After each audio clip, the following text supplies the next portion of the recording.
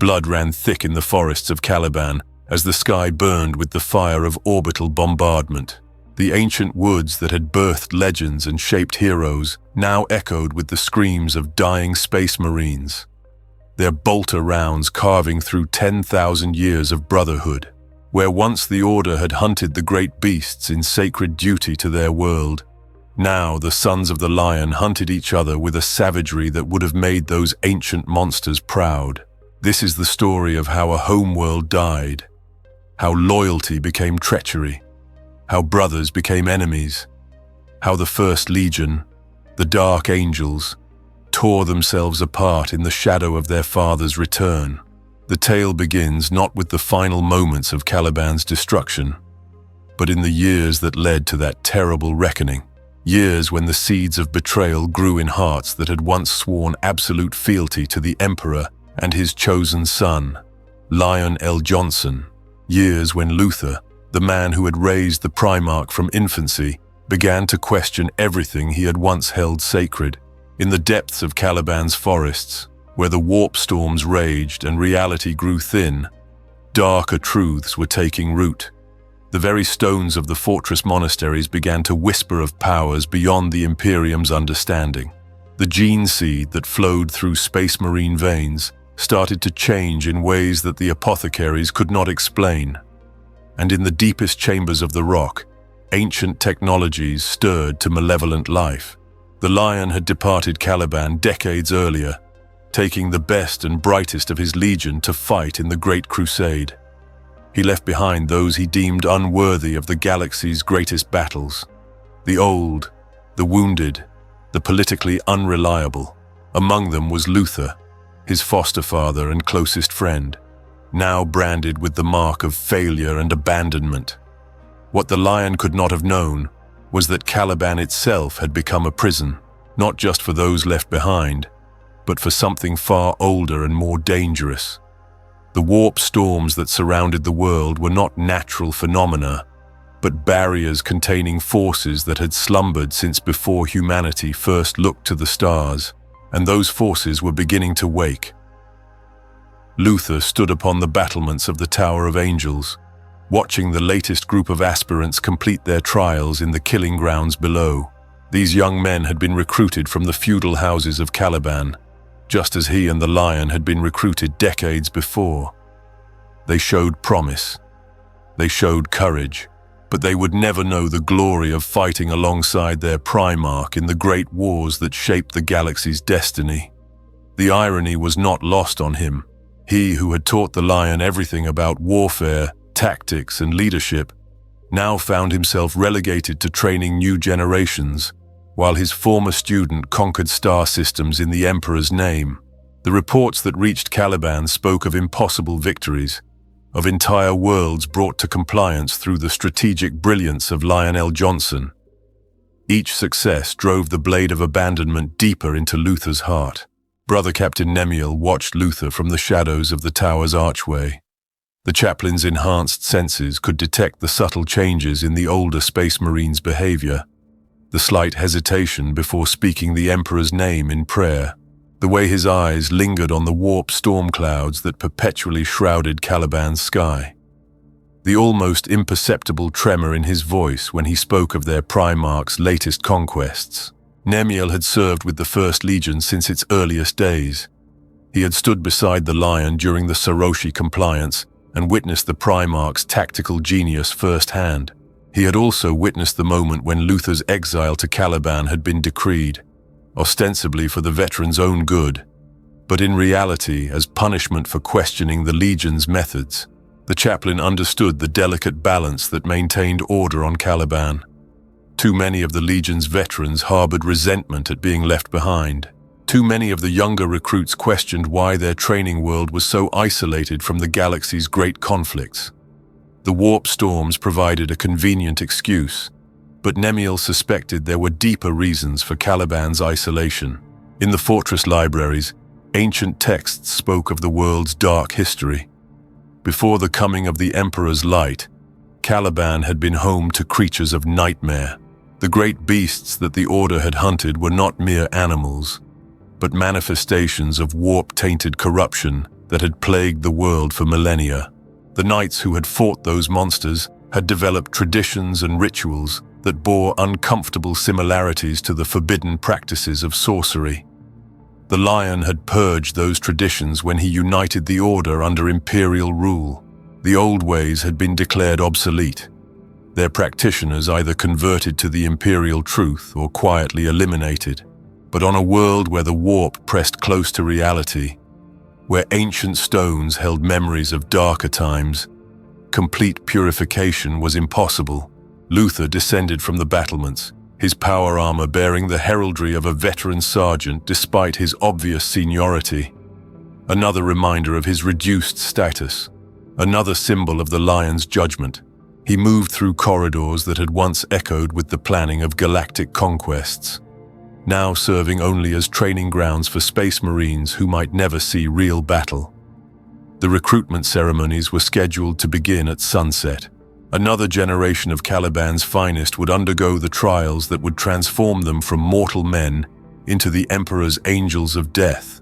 Luther had presided over dozens of such ceremonies, watching young knights sacrifice their humanity for the promise of service to a cause greater than themselves. But tonight felt different. The warp storms that surrounded Caliban had grown more violent in recent weeks, their psychic emanations causing headaches and nightmares among the fortress staff. The astropaths who maintained contact with the outside galaxy had reported increasing difficulty in sending and receiving messages.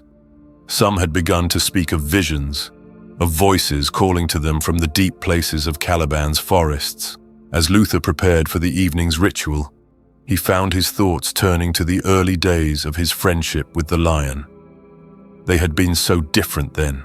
Two young knights united in purpose, dedicated to protecting their world from the monsters that threatened civilization. There had been no hierarchy between them, no questions of loyalty or worthiness. They had simply been brothers in arms, bound by shared danger and common cause. The Lion's discovery by the Emperor had changed everything. Overnight, the young knight had become a Primarch, a figure of legend destined to lead one of the Imperium's most elite military formations. Luther had expected to stand beside his friend in this new role, to serve as advisor and confidant as he had during the wars against the great beasts. Instead, he had been relegated to a supporting role, useful for his knowledge of Caliban and its customs, but ultimately expendable when measured against the Legion's greater needs. The Lion had made it clear through word and deed that Luther belonged to the past, while the Primarch's future lay among the stars. The recruitment hall filled with aspirants as the sun began to set over Caliban's twisted landscape. Young men from across the feudal kingdoms had answered the call to serve, drawn by stories of glory and the promise of immortality. They stood in perfect ranks, their faces shining with the fervor of true believers. Luther looked upon them and saw himself as he had been decades earlier, eager, devoted, absolutely certain that service to the Emperor represented the highest calling any human could achieve. The innocence in their eyes reminded him of everything he had lost in the years since the Lion's departure. Brother Librarian Zahariel stepped forward to begin the sacred rituals. The Psyker's presence always made Luther uncomfortable, not because of any personal animosity, but because of what the librarian represented. Zahariel was young, talented, and most importantly, he had been chosen to accompany the Lion on the Great Crusade before being recalled to Caliban for reasons that remained classified. The librarian's return had coincided with increased warp storm activity around the world. His presence seemed to agitate whatever forces dwelt in Caliban's deep places. Luther had noticed the correlation, but had not yet decided what it meant. In the current climate of suspicion and paranoia that gripped the Legion, such observations were dangerous to voice aloud. The ritual began with the traditional invocations, prayers to the Emperor that had been modified from older ceremonies that predated imperial rule. Luther spoke the words automatically, his mind elsewhere as he contemplated the changes that had overtaken his world and his brothers.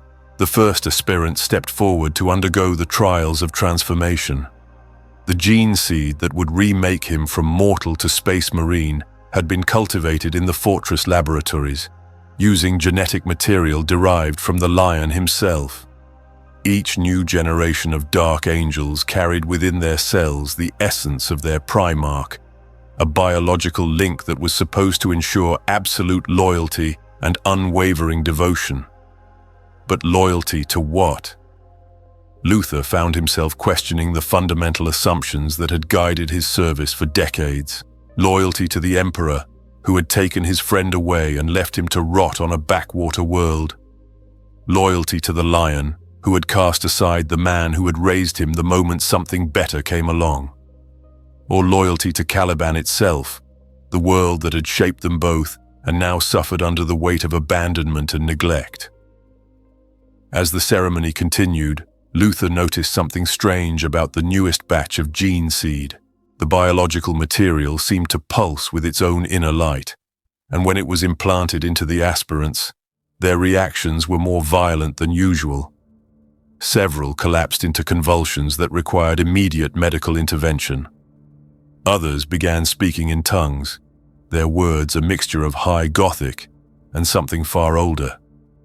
Zahariel noticed the anomalies as well, his psychic senses detecting fluctuations in the warp that corresponded to each implantation. The librarian's face grew pale as he realized what he was witnessing. The gene seed was not just transforming the aspirants' bodies, it was opening their minds to influences that should have remained sealed away. After the ceremony concluded and the new recruits were taken to recovery chambers, Luther and Zahariel met in private to discuss what they had observed. The librarian's report was deeply disturbing. The warp storms around Caliban were not just growing stronger, they were becoming more focused, more purposeful. Something was using them as a conduit to influence events on the planet's surface.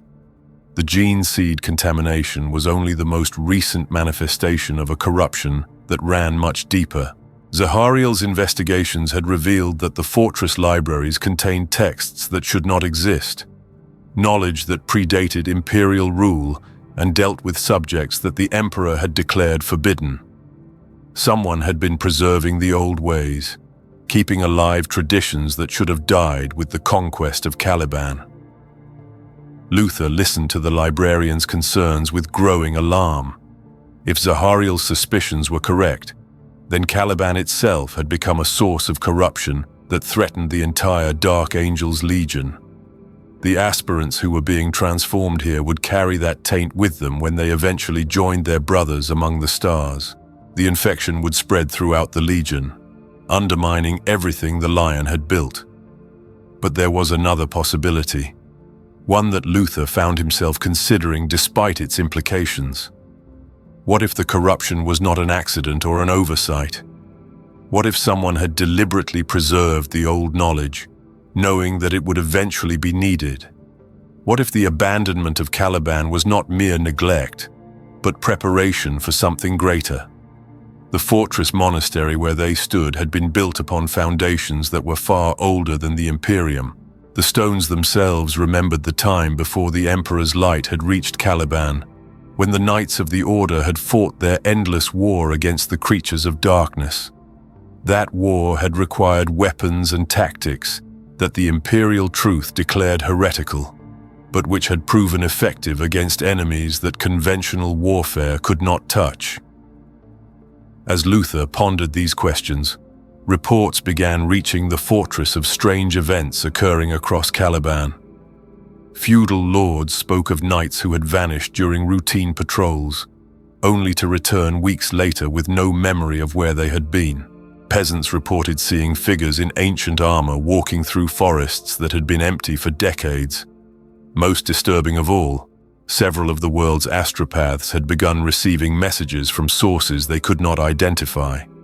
Communications that spoke of a great awakening and the return of old powers. Luther found himself torn between his duty as a space marine and his growing curiosity about these developments. Every instinct told him to report these incidents to the appropriate authorities, to request guidance from Terra, or attempt to contact the Lion directly. But another part of him, a part that grew stronger with each passing day, whispered that such loyalty had been rewarded only with abandonment and exile. The breaking point came when news arrived of the Lion's latest victory. The Primarch had conquered an entire star system in a campaign that lasted less than a month, adding dozens of worlds to the Imperial fold. The reports spoke of his tactical brilliance, his unwavering dedication to the Emperor's cause, and his absolute loyalty to the Throne of Terror. Nowhere in those reports was there any mention of Caliban or the brothers who had been left behind. The world that had shaped the Lion, the knights who had fought beside him in his earliest battles, the man who had raised him from infancy. None of them merited even a passing reference in the accounts of his triumphs. That night, Luther made a decision that would change the course of history. Instead of retiring to his chambers after evening prayers, he descended into the deepest levels of the fortress monastery. There, in chambers that had been sealed since the earliest days of imperial rule, he sought out the forbidden knowledge that Zahariel had discovered. The texts he found there told a different story of Caliban's past than the official histories. They spoke of knights who had wielded powers beyond mere physical prowess, warriors who had made pacts with entities from beyond the material universe in order to protect their world from even greater threats. The great beasts that the Order had hunted were revealed to be the lesser manifestations of something far more dangerous. Ancient intelligences that had been imprisoned beneath Caliban's surface since before humanity had developed written language. According to these forbidden chronicles, the Knights of the Order had not merely hunted monsters. They had served as guardians of a cosmic prison, using their world as a seal to prevent the escape of entities that could unmake reality itself. The rituals and traditions that the Emperor had declared heretical were not primitive superstitions, but sophisticated technologies for maintaining that imprisonment. The Lion's conquest of Caliban and the subsequent Imperium had disrupted those ancient safeguards. The transformation of the knightly orders into Space Marine recruitment stock had removed the human component that had powered the world's defenses for millennia. Worse, the gene seed implantation process was gradually weakening the barriers that kept the imprisoned entities contained. Luther read through the night, absorbing knowledge that made his enhanced mind reel with its implications. If these texts were accurate, then the Lion's abandonment of Caliban was not merely personal betrayal, but cosmic negligence that threatened the stability of local space. The warp storms that surrounded the world were not natural phenomena, but the death throes of a containment system that had protected the galaxy for 10,000 years. As dawn broke over the fortress monastery, Luther emerged from the forbidden archives with a new understanding of his purpose. He was not merely a failed space marine relegated to training duties. He was the heir to a tradition that predated the Imperium itself, the guardian of knowledge that could save or damn entire star systems. The choice before him was stark. He could report his discoveries to the appropriate authorities, trusting in the Emperor's wisdom to handle a situation that required immediate action. Or he could take responsibility for protecting Caliban and its secrets, using whatever means necessary to prevent a catastrophe that the distant Imperium was not equipped to understand. Luther chose action over faith, secrecy over loyalty. Over the following months, he began recruiting allies from among the veterans who shared his resentment at being left behind. He started with Brother Captain Nemiel, whose position as chaplain gave him access to many of the fortress monastery's secrets. The chaplain's initial reaction was skeptical, but Luther's evidence proved compelling. Zahariel was the next to be approached, and his recruitment proved easier than expected. The librarian had been conducting his own investigations into the warp storms surrounding Caliban, and his findings corroborated much of what the forbidden texts revealed. More importantly, his psychic abilities allowed him to perceive the gradual weakening of whatever forces kept the ancient entities imprisoned. Together, they began implementing measures to strengthen Caliban's defenses, The forbidden rituals were restored in secret, performed by space marines who understood the necessity of using heretical means to serve a greater good. The gene seed implantation process was modified to include protections that would shield new recruits from the influence of the imprisoned entities.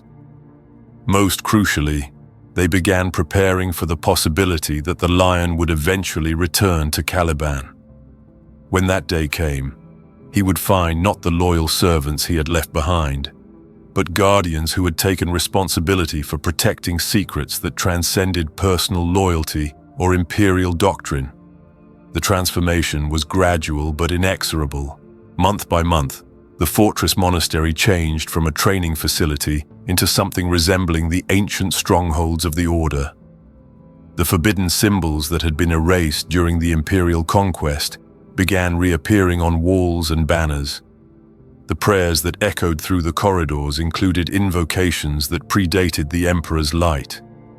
New recruits found themselves inducted not just into the Dark Angel's Legion, but into mysteries that stretched back to Caliban's earliest history. They learned that their world was special, not because it had produced a Primarch, but because it served as a guardian of cosmic forces that could reshape the galaxy. They were taught that true loyalty meant protecting those forces from discovery, even if that meant defying the very authorities who had created them.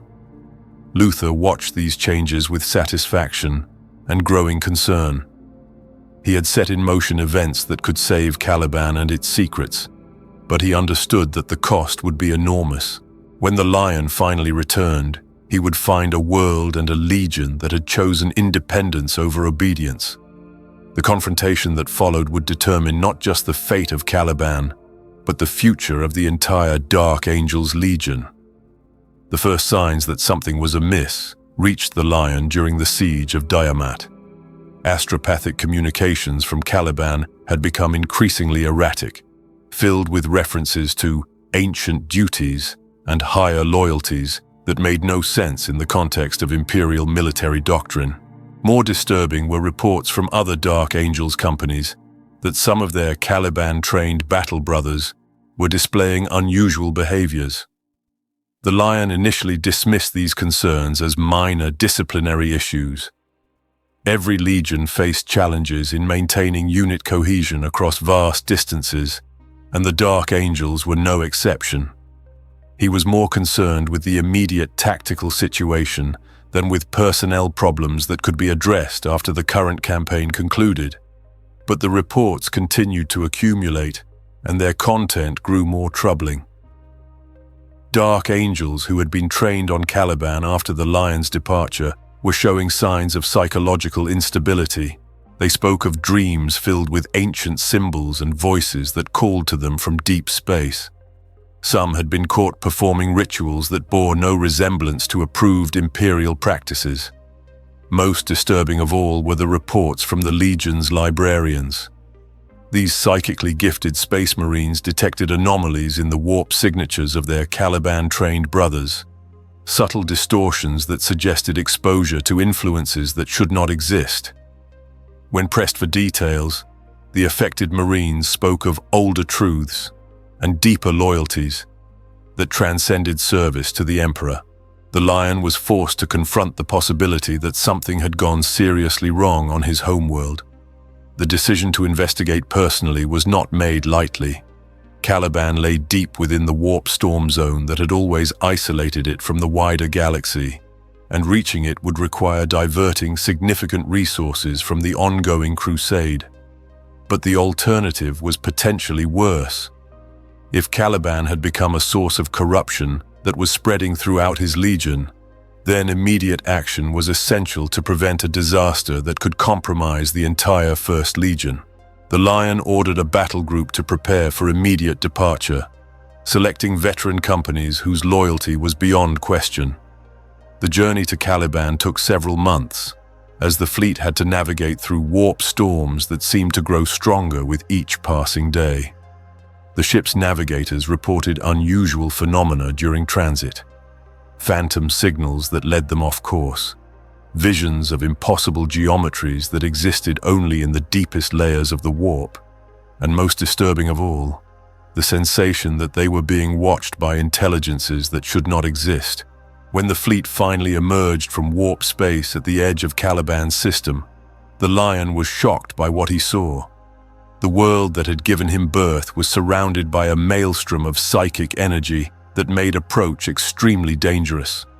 Worse, the fortress monastery that served as the Dark Angel's primary recruiting center was broadcasting signals that bore no resemblance to standard Imperial communications protocols.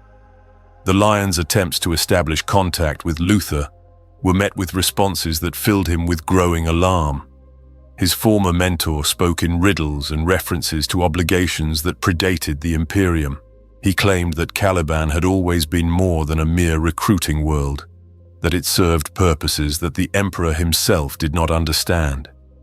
Most disturbing of all, he suggested that the Lion's return was not welcome, that his presence would upset delicate balances that had taken years to establish.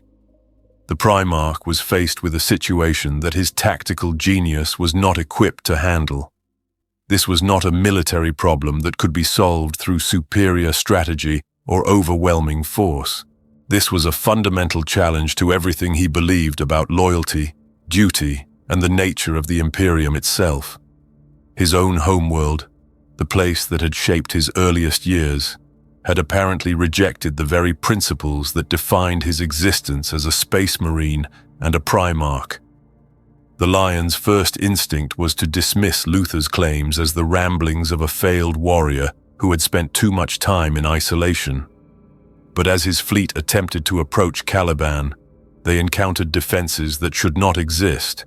The planet's orbital installations opened fire with weapons that predated Imperial technology, energy beams that disrupted the fundamental structure of matter itself. More ships would have been destroyed if not for the intervention of space marines who still served aboard the fleet. Dark Angels who had been trained on Caliban after the Lion's departure began experiencing seizures and psychotic episodes as the fleet approached their homeworld. Their suffering seemed to correspond directly to the intensity of the planet's defensive fire, as if their modified gene seed was somehow linked to the ancient weapons. The Lion was forced to withdraw his fleet to a safe distance while he attempted to understand what had happened to his world. The evidence suggested that Luther and his followers had not simply fallen to chaos or personal ambition. They had discovered something on Caliban that predated the Imperium itself, something that they believed justified their apparent betrayal of their oaths of loyalty. Days passed as the Lion wrestled with the implications of the situation. His fleet remained at the edge of Caliban's system, close enough to monitor the world but far enough away to avoid the worst effects of the psychic storms that surrounded it. The Primarch spent hours in meditation, seeking guidance from the Emperor through prayer and contemplation. The answer that came to him was not the one he had hoped for. The Emperor's light, which had always guided his decisions, now seemed distant and uncertain when focused on Caliban. It was as if something about his homeworld interfered with the psychic connection that bound all Primarchs to their father. The realization filled the Lion with a cold dread that transcended mere tactical concern. If Caliban had become isolated from the Emperor's influence, then Luther and his followers were operating without the guidance that defined Imperial service. They had been left to make decisions based on their own understanding of duty and necessity, without the moral framework that prevented such choices from leading to damnation. The Lion began to understand that he bore responsibility for what his homeworld had become. The decision to assault Caliban was made not from anger or betrayal, but from the recognition that some corruptions could not be allowed to spread. Whatever Luther had discovered in the depths of his homeworld, it had transformed loyal space marines into something that threatened the stability of the entire Legion. The Lion could not allow that contamination to reach other worlds or other legions. The preparations for the assault took days, as the Lion's tactical genius was applied to a problem unlike any he had faced before. This would not be a conventional military operation, but something closer to an exorcism on a planetary scale. The enemy he faced was not just Luther and the fallen space marines of Caliban, but the ancient forces they had awakened in their misguided attempts to protect their world. The bombardment began at dawn, Terran Standard Time. The Lion's fleet opened fire with every weapon at their disposal, lance batteries and torpedo tubes working in concert to break through the psychic barriers that protected Caliban's surface. The planet's response was immediate and devastating, as defense systems that had lain dormant for millennia awakened to repel the assault. What followed was not a battle in any conventional sense, but a war between different concepts of reality itself. The Lion's fleet represented the Imperium's vision of order and unity, while Caliban's defenses embodied something older and more primal. The two forces clashed in the space around the world, their conflict sending shockwaves through the warp that would be felt across the entire sector. On Caliban's surface, Luther watched the assault begin with a mixture of sadness and determination. He had known this day would come since he first opened the forbidden archives and learned the truth about his world's history. The Lion's return had been inevitable, and the confrontation that followed would determine whether Caliban's ancient secrets would be preserved or destroyed. Luther had spent years preparing for this moment. The fortress monastery had been transformed into something that combined the best of imperial military engineering with technologies that predated humanity's rise to the stars. The Space Marines under his command were no longer merely superhuman warriors, but guardians of mysteries that required protection at any cost. As the orbital bombardment intensified, Luther began the final rituals that would either save or damn his world. Deep beneath the fortress monastery, in chambers that had been carved from living rock by the first Knights of the Order, ancient machines hummed to life. These devices were not of human construction, but had been left behind by the entities that had once ruled Caliban before their imprisonment. The activation of these machines sent psychic shockwaves throughout the planet, awakening forces that had slumbered since before the Emperor's birth. The warp storms that surrounded Caliban began to collapse inward, their energy focused on breaking the final seals that contained the ancient prisoners. Luther had made his choice. If the Lion insisted on destroying Caliban to prevent its corruption from spreading, then Luther would release that corruption in its purest form. The Lion felt the change immediately, his enhanced senses detecting the shift in Caliban's psychic emanations. Whatever his former mentor had been protecting was now stirring to wakefulness, and the implications were catastrophic. The entities that began to emerge from their millennia-long imprisonment were not mere chaos spawn or demon princes, but intelligences that predated the war between order and entropy itself. These beings had once ruled the galaxy when it was young, before the rise of humanity or any of the other species that now claimed dominion over the stars. Their imprisonment beneath Caliban had been one of the first acts of the ancient Knights of the Order, a desperate measure taken when the world faced annihilation at the hands of forces beyond comprehension. The prison had held for 10,000 years, maintained by rituals and sacrifices that the Imperium had dismissed as primitive superstition. Now that prison was failing, and the Lion faced a choice that no Primarch should ever have to make.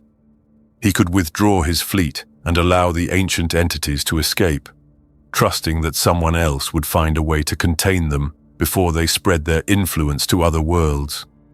Or he could complete the destruction of Caliban, accepting that his homeworld and everyone on it would have to be sacrificed to prevent a greater catastrophe.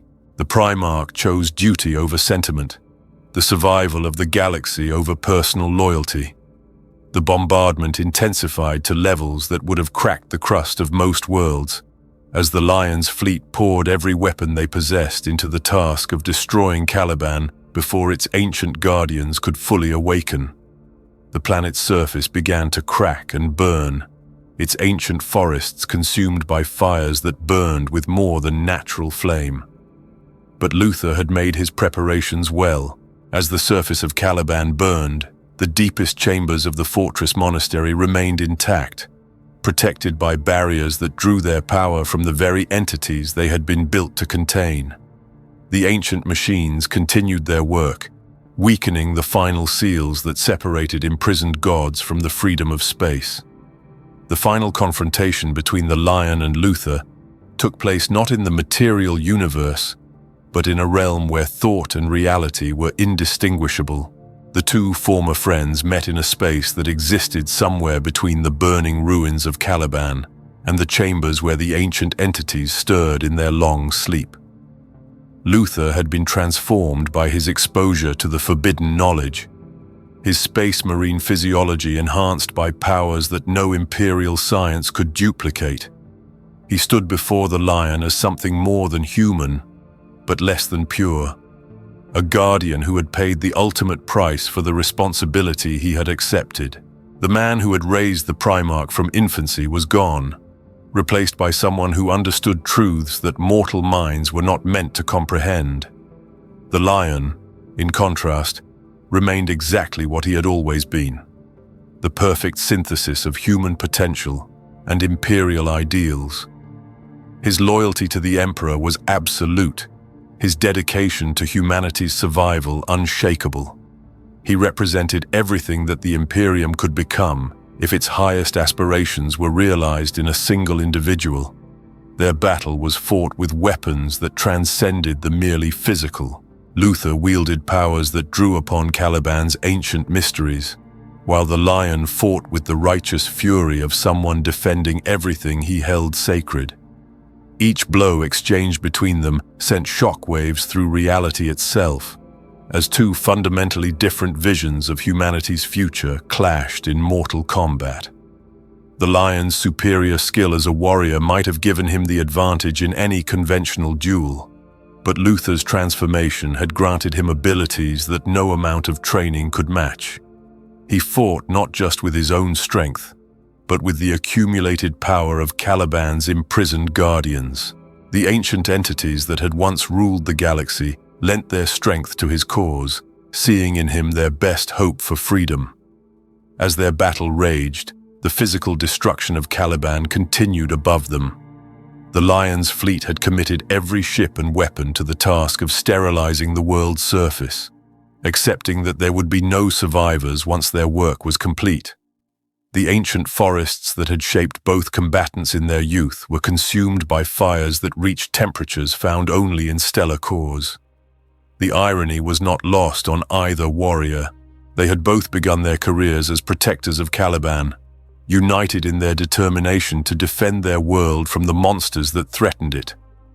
Now they fought each other over the question of what constituted the greater threat: the ancient entities that sought freedom, or the Imperium that sought to destroy everything it could not understand. Luther struck the final blow not with his blade, but with a revelation that shattered the Lion's certainty about his cause. In the moment before his defeat, the former mentor showed his student the true nature of the forces they had both served. The Emperor's light that guided the Lion was not the pure illumination he had always believed, but something that cast shadows as deep as the ancient powers that Luther had awakened. The Imperium that the Lion fought to preserve was built upon foundations that were no more stable than the prison that had contained Caliban's ancient guardians. Humanity's expansion across the galaxy had been made possible only by the systematic suppression of older civilizations, races that had possessed wisdom that the Imperium lacked. The Great Crusade was not a liberation, but a conquest, the replacement of diverse forms of life with a single, sterile vision of human dominance. The knowledge broke something fundamental in the Lion's psyche. The absolute certainty that had defined his existence as a Primarch crumbled under the weight of understanding that his greatest victories had been built upon the graves of civilizations that might have offered alternatives to the Imperium's brutal efficiency. He had spent his life serving an ideal that was as flawed and destructive as the ancient powers that Luther had awakened. In that moment of revelation, the Lion fell into a sleep that was deeper than death, but not quite the same as destruction. His body remained intact, but his consciousness retreated to a place where the contradictions of his existence could not follow. He would sleep until the galaxy reached a point where his awakening would serve a purpose greater than mere military conquest. Luther's victory was Pyrrhic at best. The effort required to defeat the lion had drained him of the power needed to complete the awakening of Caliban's ancient guardians. The entities remained trapped in their prison, neither fully contained nor completely free. The world itself was dying around them, its surface consumed by fires that would burn for years to come. The surviving dark angels who had followed Luther found themselves transformed by the events they had witnessed. No longer fully loyal to the Imperium, but not completely free of its influence, they became something new. The fallen, space marines who carried within themselves the contradictions that had destroyed their homeworld. As Caliban burned around them, these survivors made a choice that would define their existence for millennia to come. They would not seek forgiveness from the Imperium they had betrayed, nor would they surrender to the chaos that had claimed so many other traitor legions. Instead, they would become guardians of the secret they had helped to preserve, protectors of knowledge that was too dangerous to reveal, but too important to forget. The destruction of Caliban scattered them across the galaxy, each one carrying a fragment of the truth that had cost their world its existence. They became legends in their own right, figures of mystery and contradiction who appeared at moments of crisis to serve purposes that no one else could understand. Some fought for the Imperium, others against it, but all served the greater cause of preventing the ancient entities from escaping their weakened prison. The official records of the Caliban incident were sealed at the highest levels of Imperial security. The surviving Dark Angels who had remained loyal to the Lion were sworn to secrecy about the events they had witnessed. The truth about what had happened to the First Legion's homeworld was too dangerous to reveal, too complex to explain, and too devastating to acknowledge. Instead, a carefully crafted narrative was disseminated throughout the Imperium. Caliban had been destroyed by warp storms, a natural disaster that had claimed the homeworld of one of the Emperor's most loyal legions. The loss was tragic, but such tragedies were the price of maintaining humanity's expansion across the galaxy. The Dark Angels would rebuild, their loyalty to the Emperor unquestioned, and their commitment to the Great Crusade absolute. Only a few individuals knew the real truth about what had transpired in the final hours of Caliban's existence. These guardians of the secret formed the inner circle of the Dark Angels, a shadow organization within the Legion that existed to hunt down the fallen and protect the galaxy from the consequences of their homeworld's destruction. The hunt for the fallen became more than a military operation. It became a sacred quest that defined the very essence of what it meant to be a Dark Angel. Every member of the Legion was inducted into varying degrees of this secret knowledge, creating a hierarchy of truth that stretched from the newest recruits to the most senior officers. At the lowest levels, Space Marines knew only that their Legion harbored a dark secret that required constant vigilance to protect. They were taught that loyalty to the Emperor was not enough. They must also demonstrate absolute loyalty to their brothers and to the mission that defined their existence. They hunted chaos cultists and traitors with a fervor that exceeded even the most zealous of Imperial forces, driven by the knowledge that failure could result in discoveries that would damn their entire Legion. Higher-ranking Dark Angels learned more details about the nature of their burden. They discovered that some of their brothers had fallen to corruption during the Legion's early history, and that these traitors continued to threaten the Imperium's security. The hunt for these fallen angels became their primary mission, superseding even direct orders from Imperial command when the two objectives came into conflict. Only the most senior members of the Dark Angels learned the complete truth about Caliban's destruction and the ancient entities that still remained imprisoned beneath the scattered fragments of their homeworld. These individuals carried the weight of absolute knowledge, understanding that their actions would determine whether the galaxy survived or fell to powers that predated human civilization.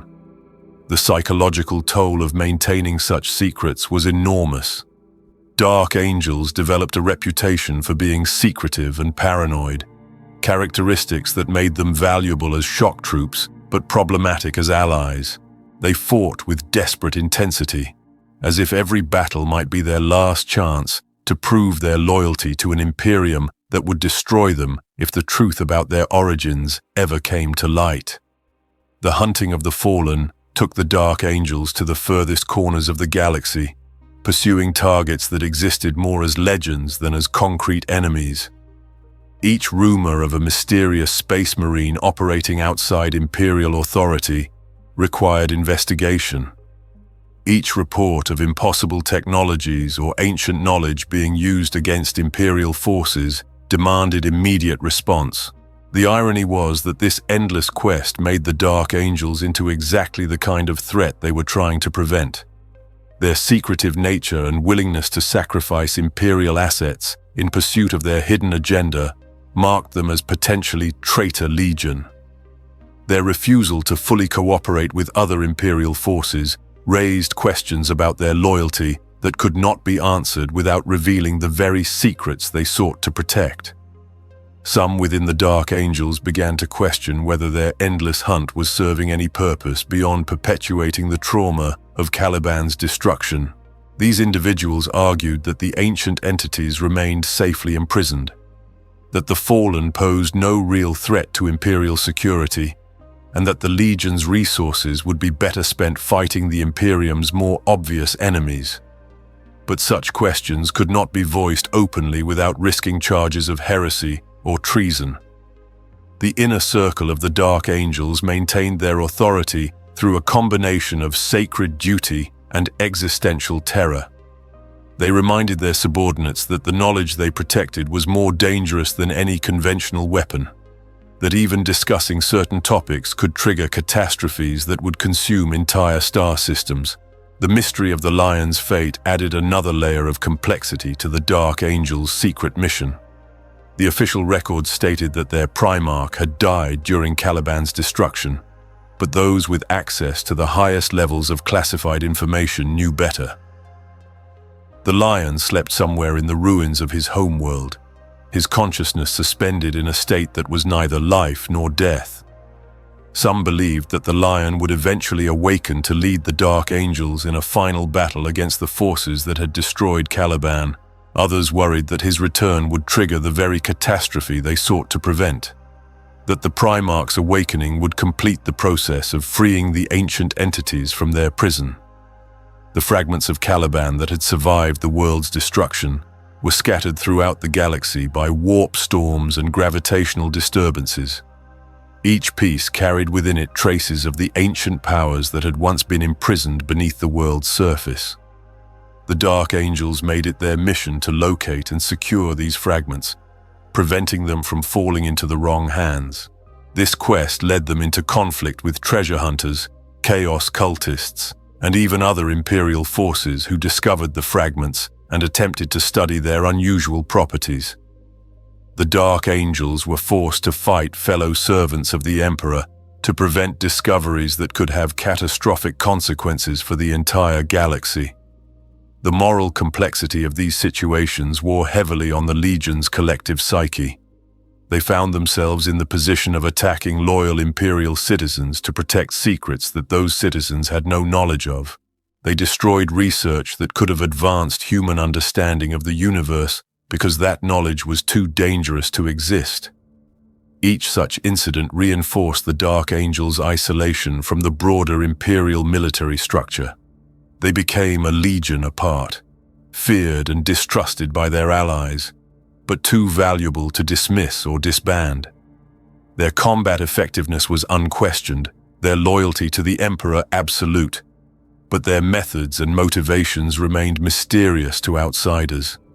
The psychological pressure of maintaining such extensive secrecy for millennia created fractures within the Dark Angels' command structure. Different factions emerged with varying interpretations of their mission and their relationship to the broader Imperium. Some believed that complete honesty about Caliban's fate would ultimately serve the Emperor's cause better than continued deception. Others argued that the truth was too dangerous to reveal under any circumstances, that even the Emperor himself might not be able to contain the ancient entities if their existence became widely known. These hardliners viewed themselves as the ultimate guardians of human survival, willing to sacrifice anything, including their own honor, to prevent a catastrophe that could end civilization itself. The tension between these factions created a constant undercurrent of conflict within the Dark Angels hierarchy.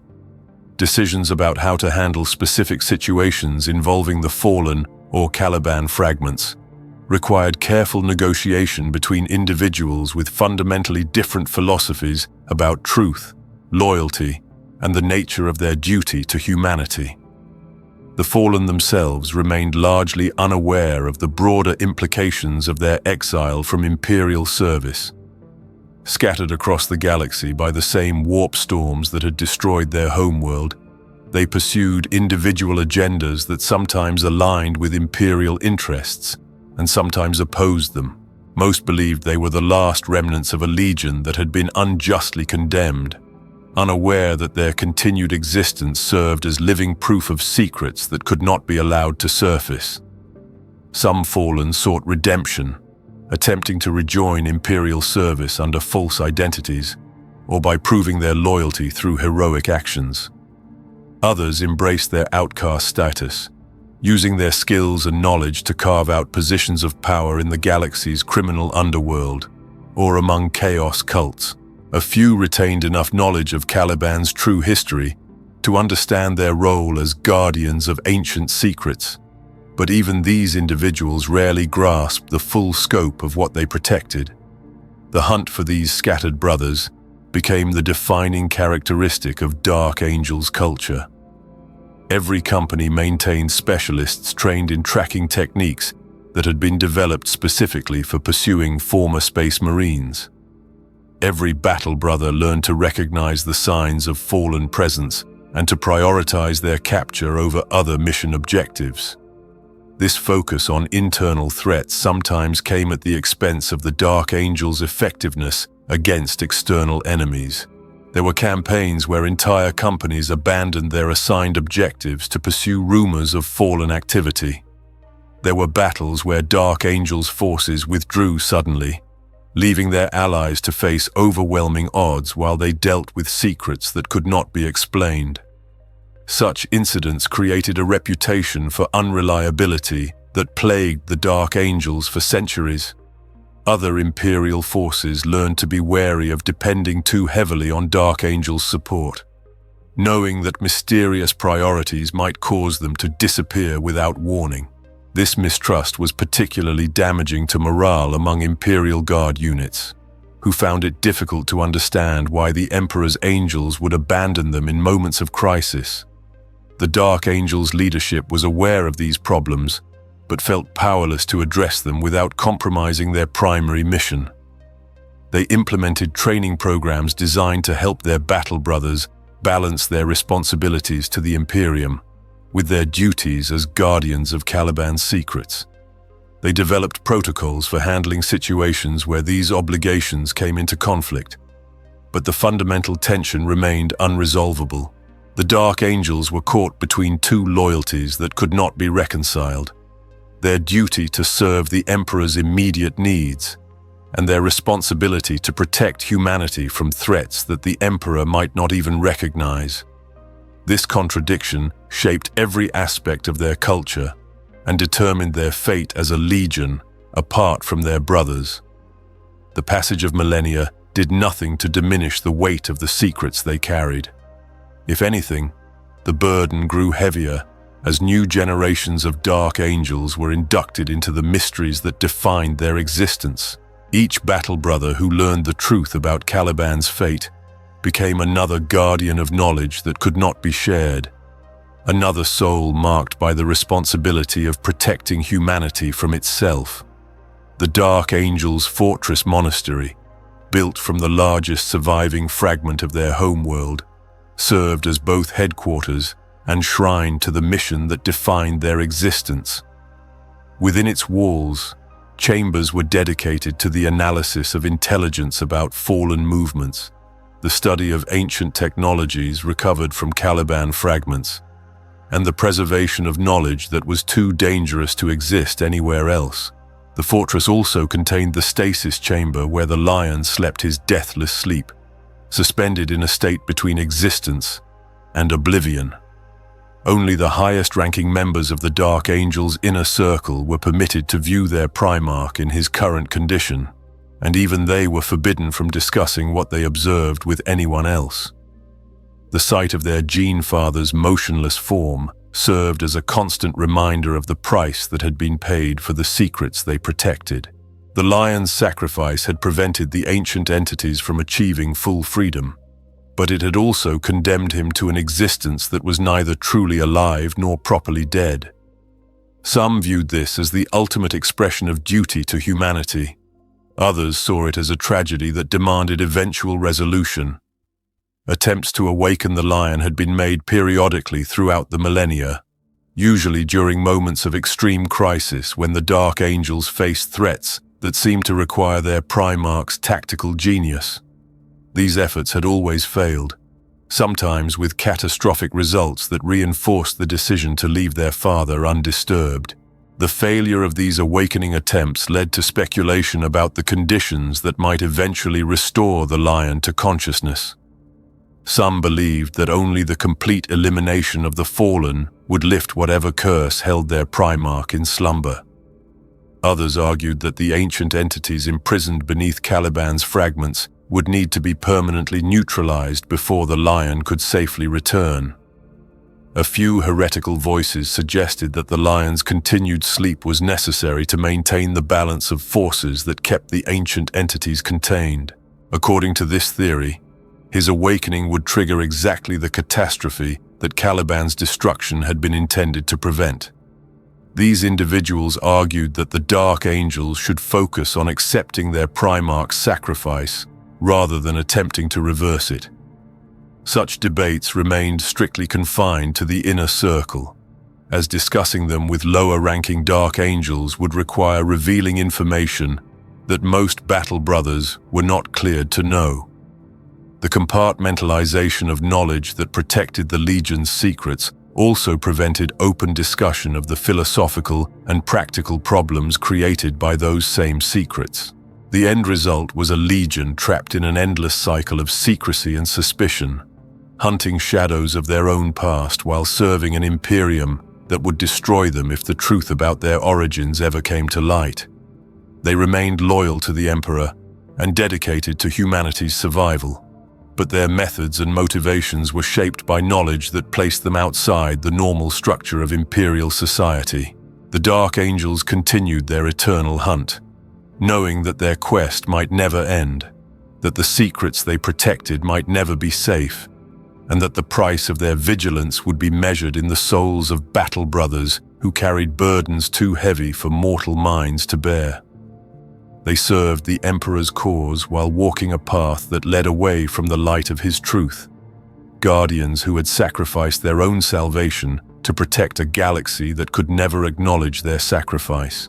In the deepest chambers of their fortress monastery, where even the most senior Dark Angels rarely ventured, ancient machines continued to monitor the fragments of Caliban scattered throughout the galaxy. These devices, built from technologies that predated human civilization, tracked the subtle fluctuations in reality that indicated whether the imprisoned entities remained safely contained. The readings grew more erratic with each passing century, suggesting that the prison that had held for 10 millennia was finally beginning to fail. The Dark Angels' endless hunt for the fallen and their protection of Caliban's secrets might ultimately prove insufficient to prevent the catastrophe that Luther had risked everything to forestall. But still they continued their vigil, because the alternative to eternal watchfulness was the certain destruction of everything they had sworn to protect. The Dark Angels remained the Emperor's loyal sons, even as they walked ever further into the darkness that surrounded the terrible knowledge they could never share. The fall of Caliban had created more than just the fallen. It had birthed a legend that would haunt the galaxy for 10,000 years.